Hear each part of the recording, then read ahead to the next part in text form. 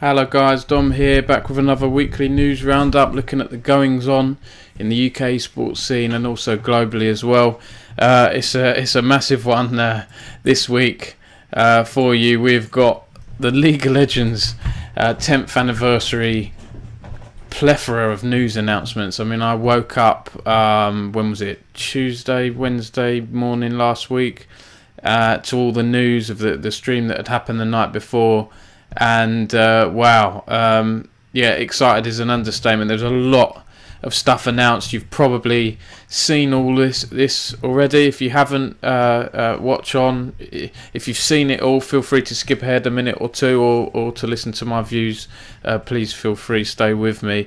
The first piece of news was Project A. Project A is our character-based tactical shooter. It's competitive, it has precise gunplay, it's set on a beautiful near-future Earth, and it has a lethal cast of characters, each with their own unique abilities. This is so I won't go too far into it. I won't play videos from every single one, but I really like the look of this. It looks crisp, it looks sharp, very accurate, like CSGO. It's almost like CSGO and meets Overwatch in a way. More info coming next year, so I'm looking forward to that. This one's interesting. League of Legends Esports Manager has been announced, where, you know, think Football Manager, but for esports. You can bring your own team together, manage them, and try and you know, win the league. The first region for this game is the LPL, I believe, yeah, the Pro League. So they said that they're going to expand into other regional leagues in the future, and on that, where is it here? I actually did a follow-up piece on this because I saw a lot of UK League of Legends managers and coaches responding to the news with some funny comments. Officer Naughty at M&M Gaming has said, "Welcome to hell. I wonder how realistic this will be. Last-minute poaching from orgs, false promises and contract prisons, sponsors dropping out last minute. I cannot wait for this one." There's a lot of good comments here. Joel Holmes Darby at XO Esports said, "I cannot wait to see how they integrate Berlin internet and flight cancelling thunderstorms into this." There's loads of good comments on there, so go and check that out. Yeah, but interested to see how this one plays out. There's been a few esports management games over the years, but none really that have sort of great depth, from what I've seen anyway. And of course, with Riot behind it, I'm sure it will be very fun. So I'm really looking forward to this, and hoping that they add the LEC at some point. I'm sure they will. Don't know if they'll add European regional leagues like the UKLC and so on, but we'll see as time goes on. Another huge announcement: League of Legends is coming to mobile and console. Now, it's worth noting this Wild Rift version of League is a different version of the game. It's rebuilt, designed for shorter games, 15 to 18 minutes. There's fewer champions, I believe 40 or so, I think. I'm not 100% on that, and that's going to come out next year. This one I found really interesting: Project L and Project F. We know that there's a fighting game in development, and Project F is a temporary codename for an early dev project that explores the possibilities of traversing the world of Runeterra with your friends.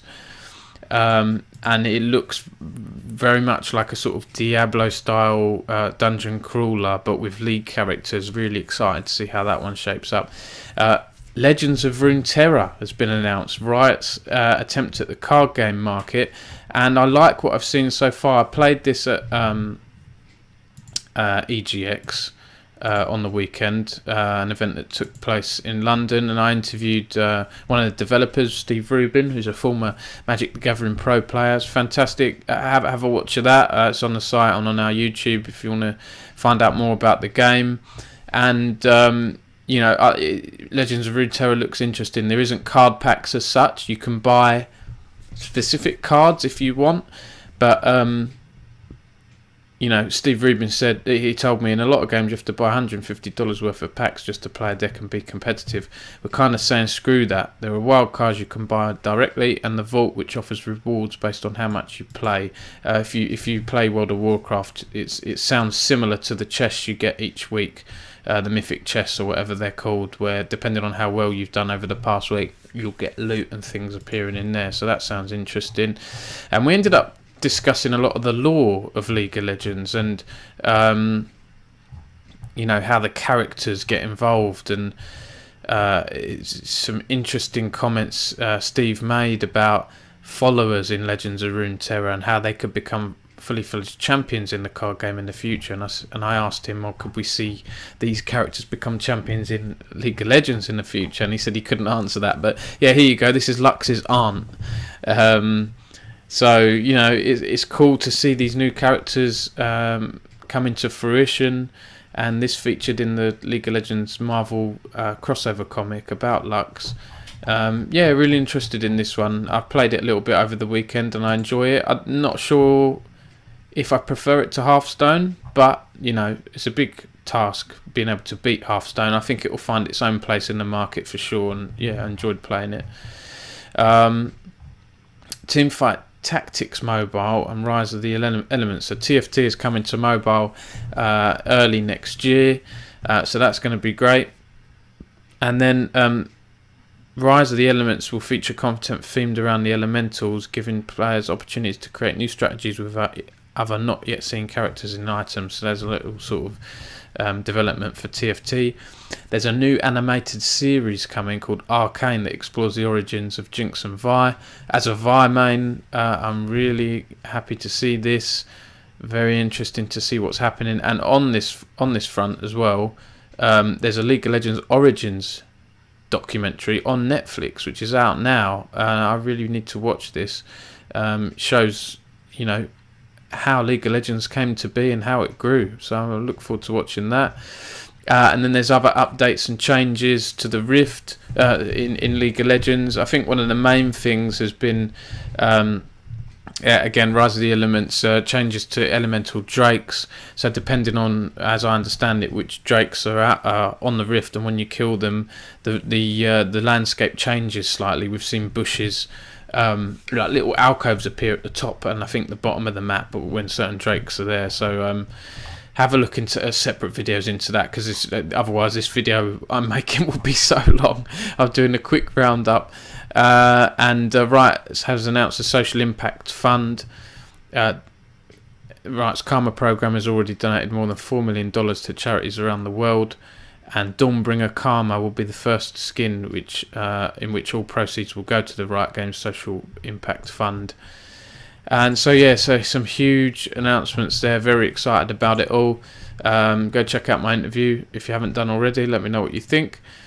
And yeah, so Riot had a great stand at EGX on the weekend, showing off Legends of Runeterra, and there were other things that went on. XL Esports had some players there, Kadriel, Kasing, playing against guests in 2v2 battles, which I saw a few of those. They looked like fun. There was also the HyperX Esports Truck and Belong Gaming Arenas Rocket League tournament. So yeah, the York Vikings battled the Colchester Centurions. There was loads going on. National Student Esports had a presence as well with Teamfight Tactics Student Invitational. Omen by HP had an esports stage, and I think the main thing for me at EGX was the Capcom Pro Tour, European Regional Final for Street Fighter 4. And there was also a Smash Brothers and Splatoon 2 UK Championship on the Nintendo stage. And Asus ROG Bus as well. Eminem Gaming were there, and Sacriel, the popular streamer. Loads of stuff. I even did a panel for the British Esports Association on how to get a career in esports, and that was well attended, and that's on the EGX Twitch channel, I believe, if you haven't seen it already. So go check that out. And on the Street Fighter tournament, the winner was Big Bird. Congratulations to him. He beat Phenom in the final. So yeah, go check that out. There's Dick Zerto did loads of stuff on this. They've got an interview that Logan conducted with Big Bird. Always a great stage, the Street Fighter stage at EGX. Always buzzing and exciting to watch. I've covered that one there. This is some interesting news. Gfinity is planning to relaunch the Elite Series with a new format. So this news came during their financial report for the year, for their financial year ending June 30th, I believe. Yeah. So yeah, revenue rose 89% to £1.5 million, which is great. but they did have an operating loss of 8.6 million for the financial year. However, that's an improvement over the 12.2 million loss they made during the year prior. So each year we've seen Gfinity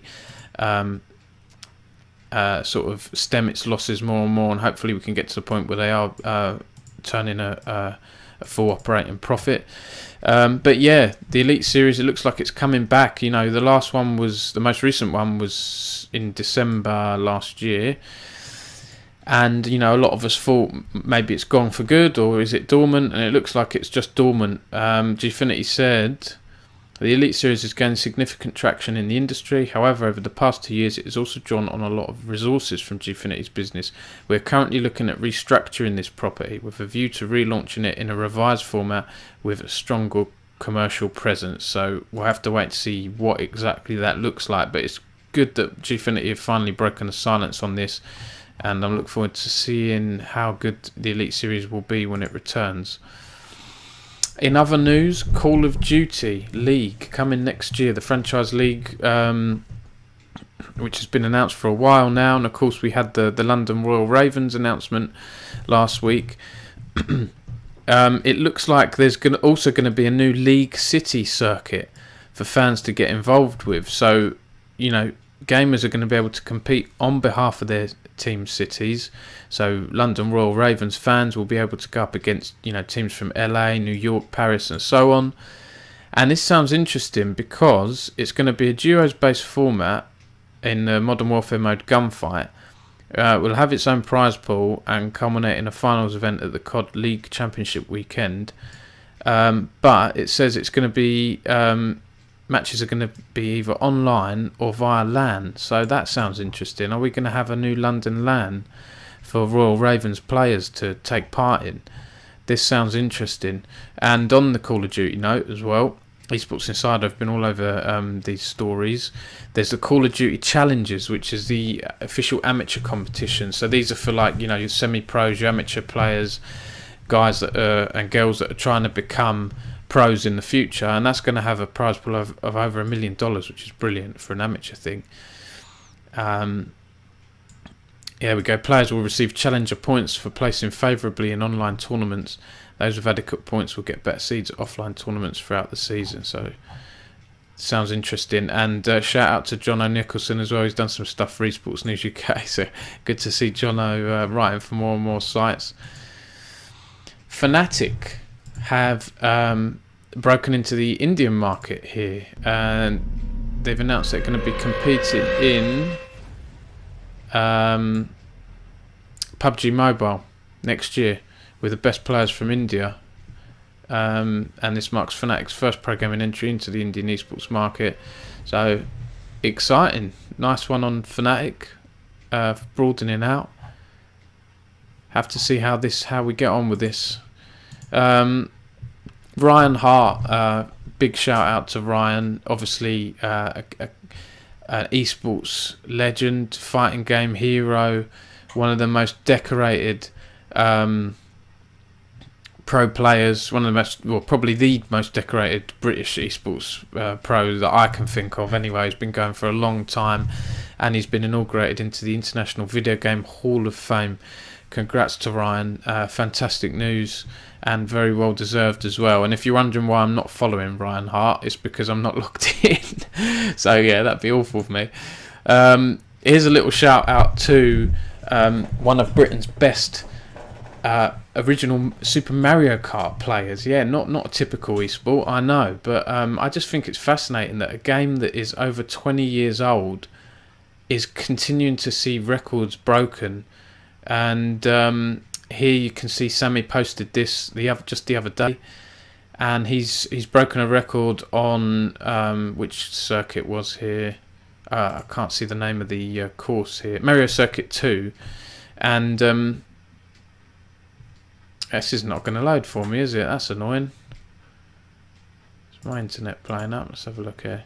Here we go. You can just, I'll play one lap just so you can see how insane it is.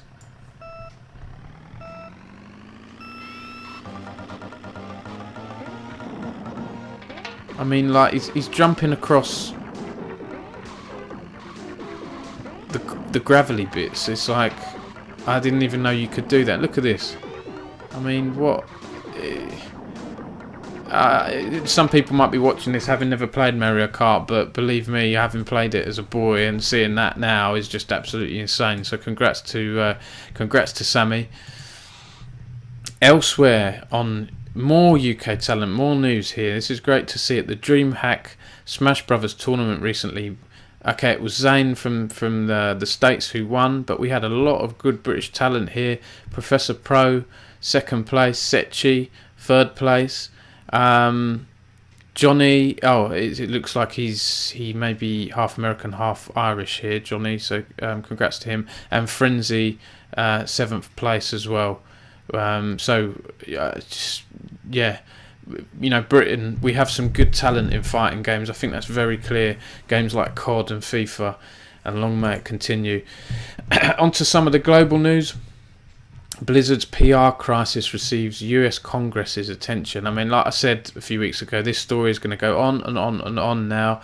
Of course, this is about the ban that Blizzard passed to Blitzchung, a Hearthstone player who made a protest surrounding Hong Kong's freedom a few weeks ago. Blizzard have lessened that ban now, and given him his prize money, I believe, but it's still going on. US Congress have got involved, and they've, from what I saw, they sent a letter to Bobby Kotick. Here we go, the CEO of Activision Blizzard. There's that man Slasher again, reporting some great news. And you can see from this letter, let's zoom in a little bit here. I'll read a little bit from it. Dear Mr. Kotick, we write to express our deep concern about Active Blizzard's decision to make the player Blitzchung forfeit prize money and ban him from participating in tournaments for a year after he voiced support for pro-democracy protests in Hong Kong.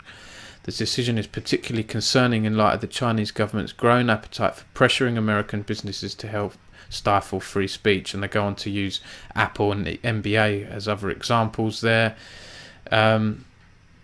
As China amplifies its campaign of intimidation, you and your company must decide whether to look beyond the bottom line and promote American values like freedom of speech and thought, or to give in to Beijing's demands in order to preserve market access. We urge you in the strongest terms to reconsider your decision with respect to Mr.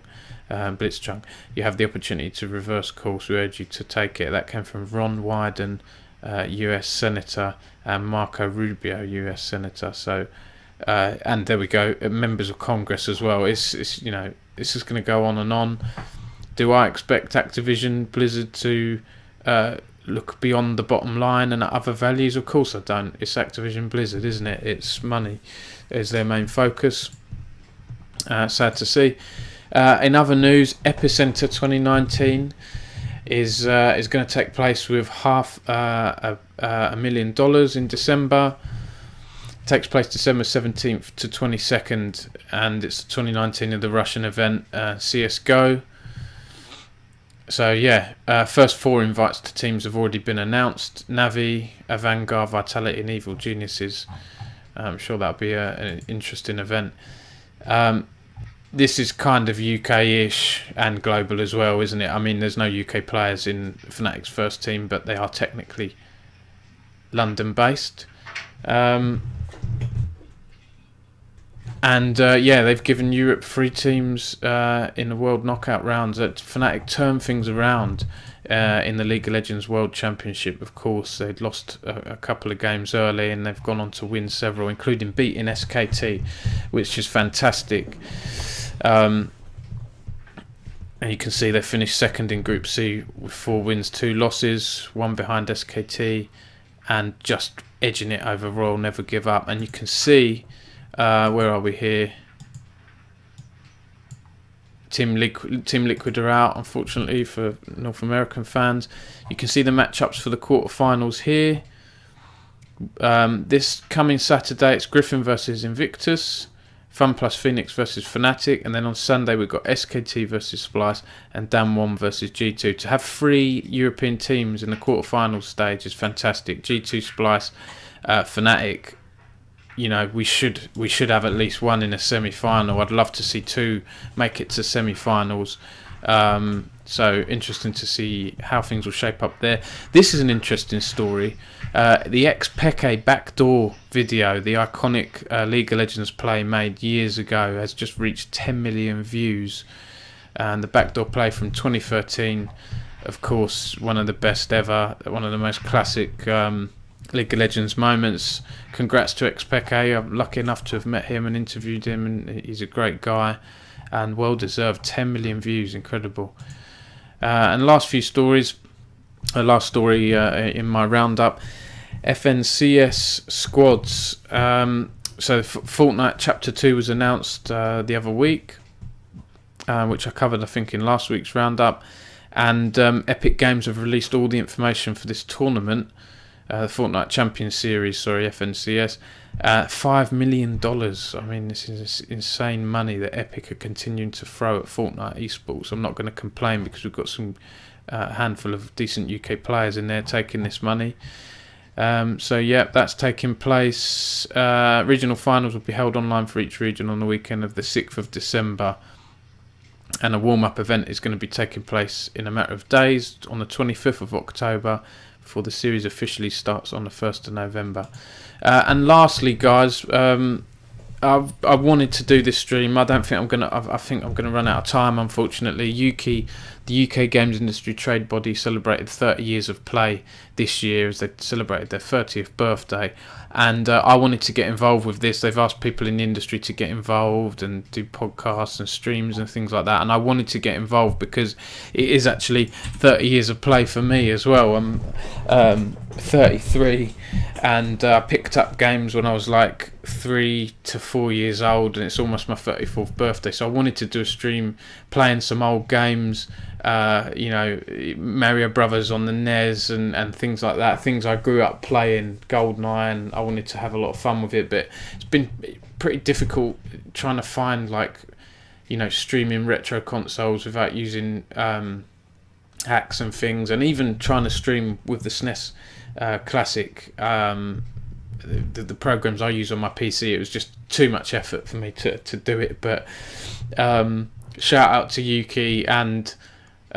it's been a great 30 years of gaming. I feel really lucky. I know I'm old and everything, but older than a lot of people in esports and League of Legends and so on, but to have been around and seen the games industry evolve from the days of the original Nintendo Entertainment System, and to be playing Mario Brothers and Mega Man in my room up until to seeing the games we've got now, to go through Halo 2, World of Warcraft, all these online games. I feel very, very fortunate to have been born in that time period. So here's to another 30 years of play, and I hope you'll be joining me on the next adventure, and who knows what's going to happen next in the world of esports. Be exciting to see. Bit about me over the next week. I'm away on annual leave from Friday for a week. I'm really hoping in that time to finish my book if I can. My twins are on the way probably in the next few weeks, next month or so, so that's scary but exciting. And yes, as I'm away, it's a friend's wedding and it's my birthday as well, so I've got some celebrations, some downtime. It's been very busy and I'm looking forward to having some downtime. I think that's it. I've been playing League of Legends. Oh yes, I forgot to mention there's anniversary rewards. So if you've got a League account and you haven't logged in yet, if you play one game a day, you can get rewards, and they're actually pretty damn good. I'm just going to Google it and bring it up now, because I think this is worth covering. So here we go. Here we go. So yeah, you can see day 1 you get an anniversary icon, emote and ward skin, blue essence day 2, a chest and key day 3, Little Legends rare egg for TFT day 4, day 5, which is what I've just got, is 3000 orange essence. Then things start getting really good. 4 skin shards on day 6, 25 prestige points on day 7. So if you're after a prestige skin, that's a quarter of a prestige skin right there, for basically for free, which is good. 200 worlds tokens on day 8, 2 gemstones on day 9, so you can get, you know, one of those rare skins. a legendary skin on day 10, and for day 11 an anniversary and birthday border and icon. And if you haven't seen the anniversary skin, I absolutely love it. I shouldn't love it because I hate Teemo usually, but I love the look of Annie. She looks like a kind of fan of League of Legends or something, as an event pass or something there. I love this skin. The way that they've made Tibbers into a giant Teemo is both horrifying and interesting at the same time. Yeah, really cool. So Riot, again, thinking of ways to get people logging into their game regularly. It's all good. That's everything for me, guys. I've missed Sacco Snackos for quite some time over the past few weeks, so I'm going to go for a blueberry today.